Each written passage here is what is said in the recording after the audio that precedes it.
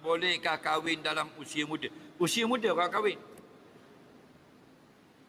Orang-orang muda habis belajar Indonesia kat lagi, boleh jadi suami kahwin.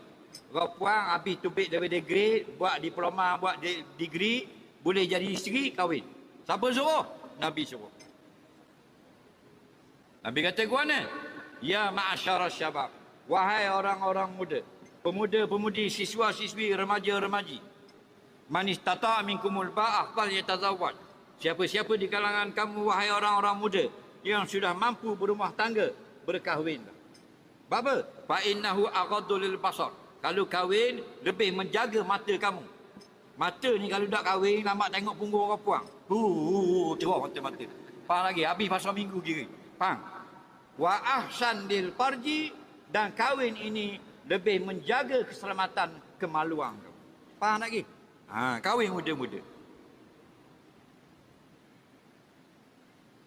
Abdul Rahman bin Auf dia kahwin dengan perempuan tua. Nabi tegur dia. Apa kahwin orang tua? Kahwinlah orang muda. Tengok.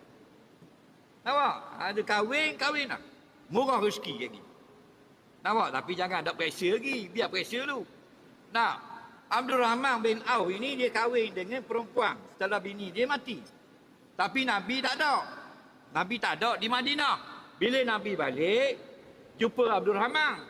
Kata Rasulullah, Abdul Rahman kahwin lah.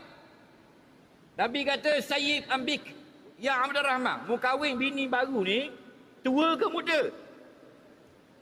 Jawab Abdul Rahman, Sayyid ya Rasulullah, perempuan tua dah 60 lebih dah, kat 70 dah umur.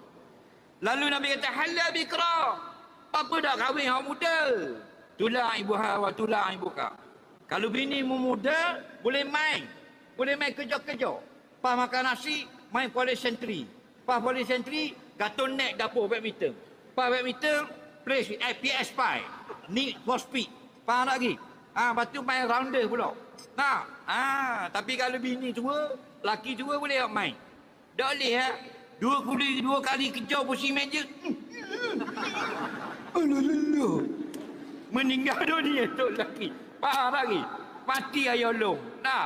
Jadi biar muda. Kahwin lah muda-muda ni. Dia gitu. Jangan ada jauh 5 kahwin.